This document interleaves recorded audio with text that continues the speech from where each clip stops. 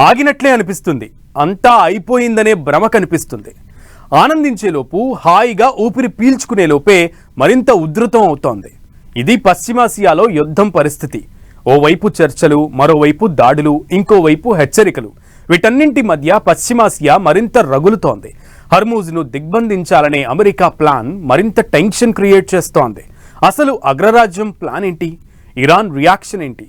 ఈ నిర్ణయం వెనుక ట్రంప్ ప్లాన్ ఏంటి? పశ్చిమాసియా యుద్ధంలో కీలక మలుపు. హర్మూజ్ వేదికగా తేల్చుకునేందుకు ready. America plan, Iran reaction ఏంటి? హర్మూజ్ దిగ్బంధం వెనుక ట్రంప్ ప్లాన్ ఏంటి? జలసంధిలో అమెరికా ఏం చేయబోతోంది? యుద్ధం ఇప్పుడు కొత్త మలుపు తిరగనుందా? పెరుగుతున్న ధరలు, దూసుకువస్తున్న చమురు సంక్షోభం, అన్నిటికీ మించి ప్రపంచ యుద్ధ భయాలు. ఇలాంటి పరిణామాల మధ్య మిడిల్ ఈస్ట్ వార్తో దేశాలన్నీ వణికిపోతున్నాయి. యుద్ధం ఎప్పుడు ఆగుతుందా, పరిస్థితులు ఎప్పుడు నార్మల్ అవుతాయా అని అంతా ఎదురు చూస్తున్న వేళ ఇప్పుడు మరో కీలక పరిణామం చోటు చేసుకుంది. ఇరాన్తో పాక్లో జరిపిన చర్చలు విఫలం కావడంతో హర్మూజ్ జలసంధిలో ఆ దేశ నౌకల్ని అడ్డుకోవాలని అమెరికా నిర్ణయించింది. ఇదే ఇప్పుడు టెన్షన్ పెడుతోంది. ఇప్పటికే హర్మూజ్ లో సముద్రపు మందు పాతరలు అమర్చిన ఇరాన్ ఇప్పుడు అమెరికా తమ నౌకలను అడ్డుకుంటే ఏం చేస్తుంది? ఎలాంటి రియాక్షన్ ఉంటుంది? అది యుద్ధాన్ని ఏ మలుపు తిప్పుతుందనే ఆందోళన ప్రతి ఒక్కరిని వెంటాడుతోంది.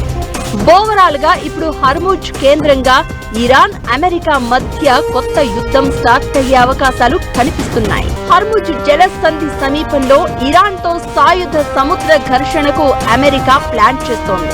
ఇరాన్ రేవుల్లోకి వెళ్లే, బయటకు వచ్చే నౌకలను అడ్డుకుంటూనే జలసంధి గుండా వెళ్లే ఇతర నౌకలకు మార్గాన్ని తెరిచి ఉంచే వ్యూహాన్ని అమెరికా అమలు చేసేందుకు రెడీ అయింది. ఇలా హర్మూజ్ జలసంధిని ఓపెన్ చేయించాలనేది అమెరికా ప్లాన్. ఈ మూసివేత అనేది ఇరాన్కు వెళ్లే నౌకలు లేదా ఇరాన్ పోర్టుల నుంచి వెళ్లే నౌకలకు మాత్రమే వర్తిస్తుందని అమెరికా సెంట్రల్ కమాండ్ ప్రకటించింది.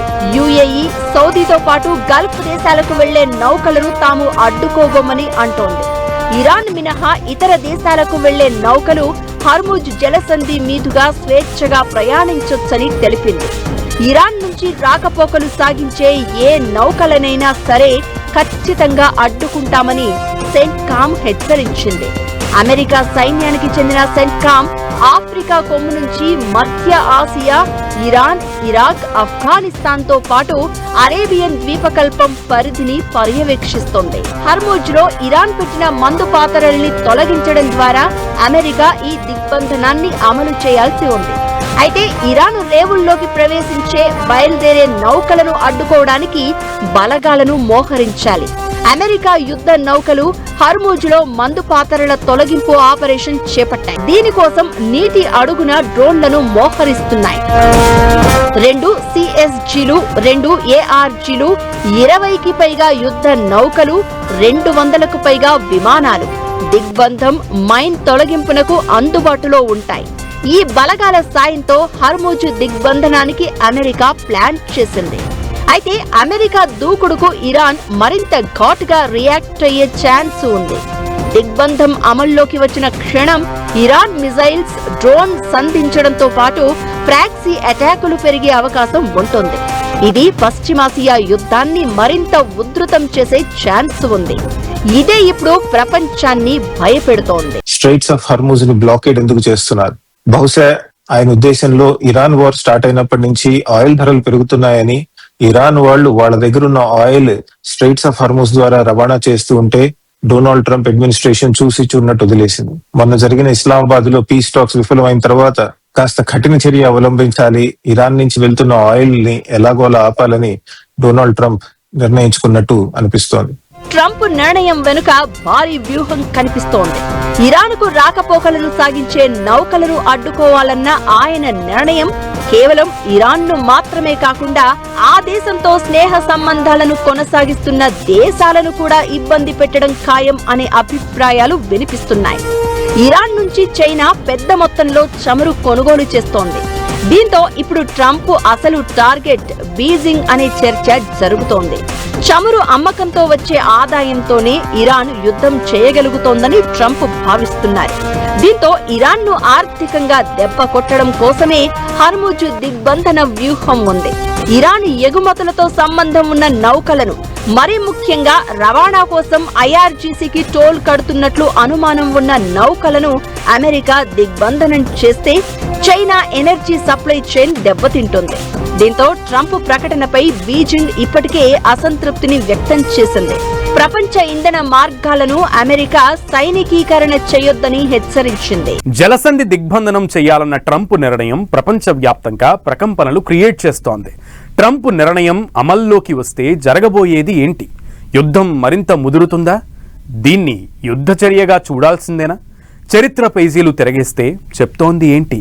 హర్ముజ్ జలసంధి అమెరికా చేతికి చిక్కితే ప్రపంచం మరింత అల్లాడిపోవడం ఖాయమా? పశ్చిమాసియా పరిణామాల వేళ కనిపిస్తున్న ఆందోళన ఏంటి? హర్ముజ్ దిగ్బంధనం యుద్ధ చర్యనా? చరిత్రలో పరిణామాలు చెప్తుందేంటి? హర్ముజ్ దిగ్బంధిస్తే జరగబోయేది ఏంటి? భారత్ మీద ప్రభావం ఎలా ఉండబోతోంది? ఇరాన్ ముందు ఇప్పుడున్న మార్గమేంటి? అంతర్జాతీయ జలాల్లో నౌకలను అడ్డుకోవడం అంటే యుద్ధ ప్రకటన కిందకు వచ్చే ఛాన్స్ ఉందని అంతర్జాతీయ చట్టాలు చెప్తున్నాయి. గతంలో క్యూబా సంక్షోభం సమయంలో బ్లాకేడ్ అంటే దిగ్బంధనం అనే పదం వాడితే సోవియట్ యూనియన్ పై నేరుగా యుద్ధాన్ని ప్రకటించినట్లు అవుతుందనే భయంతో అమెరికా ఉద్దేశపూర్వకంగానే క్వారంటైన్ అనే పదాన్ని వాడింది. అయితే ప్రస్తుతం ట్రంప్ నాయకత్వం అలాంటి పర్యవసానాలను పట్టించుకోకుండా, దేనికి భయపడకుండా దిగ్బంధనం అనే పదాన్ని వాడింది. 1861 నుండి 1865 మధ్య అమెరికా అంతర్యుద్ధం సమయంలో సోవియట్ యూనియన్ బలగాలు కాన్ఫెడరేట్ రేవులను దిగ్బంధించాయి. 1864లో హెచ్ఎల్ హన్లీ అనే జలాంతర్గామి యుఎస్ఎస్ హౌసాటోనిక్ స్పార్ టార్పెడోతో ముంచింది. అయితే ఇప్పుడు ఇరాన్ దగ్గర హన్లీకి అడ్వాన్స్డ్ రూపాలుగా పిలిచే గదిర్ క్లాస్ మిడ్జిట్ జలాంతర్గాములు ఉన్నాయి. దీంతో అమెరికా దిగ్బంధనాన్ని ఛేదించే వ్యూహాలను ఇరాన్ ప్రయత్నిస్తుందా అనేది ఆసక్తి రేపుతోంది. ఒకటి మాత్రం క్లియర్, హర్ముజ్ జలసంధికి దగ్గరగా పనిచేస్తున్న అమెరికా నావీని లక్ష్యంగా చేసుకోవడమే ఇరాన్ ముందున్న ఏకైక మార్గం. ఇరాన్ ఆర్థిక మూలాలను దెబ్బతీయడమే టార్గెట్ గా హర్ముజ్ దిగ్బంధన నిర్ణయానికి వచ్చింది అమెరికా. అయితే ఈ చర్య అంతర్జాతీయ చట్టాల ప్రకారం దౌత్యపరమైన పరిష్కారం కాకుండా ప్రత్యక్ష సైనిక చర్యగా జరుగుతోంది. ఇది ప్రపంచ చమురు మార్కెట్ ను కుదిపేసే బిగ్గెస్ట్ సప్లై డిస్ట్రప్షన్ కు దారి తీస్తోందనే ఆందోళన కనిపిస్తోంది. ఇరాన్ తన భద్రత కోసమో లేదా నిధుల కోసమో జలసంధిపై పట్టు సాధించాలని చూస్తోంది. అయితే అమెరికా మాత్రం అంతర్జాతీయ చట్టాలను కాపాడుతామని చెప్తూనే ఏకపక్షంగా నౌకలను అడ్డుకోవడం ద్వారా మరో ఇరాన్ లాగే ప్రవర్తిస్తోందన్న విమర్శలు వస్తున్నాయి. ఇరాన్ తన ప్రాదేశిక జలాల్లో నిబంధనలు విధిస్తుంటే అమెరికా మాత్రం అంతర్జాతీయ సముద్ర మార్గాల్లో ఏ నౌకనైనా ఆపే అధికారం తనకే ఉంది అని భావించడం ప్రపంచ దేశాలను ఆందోళనకు గురి చేస్తోంది. ఇకటు ఇరాన్ అమెరికా మధ్య శాంతి చర్చలు విఫలం కావడంతో అంతర్జాతీయంగా చమురు ధరలు మళ్లీ భగ్గుమంటున్నాయి. కాల్పుల విరమణ ఒప్పందంతో $100 దిగువకు వచ్చిన బ్యారెల్ బ్రెంట్ క్రూడ్ ధర మళ్లీ సెంచరీ దాటేసింది. ట్రంప్ హెచ్చరించినట్లు హర్ముజ్ను పూర్తిగా దిగ్బంధిస్తే చమురు ధర $150కు చేరే అవకాశం ఉందని నిపుణులు హెచ్చరిస్తున్నారు.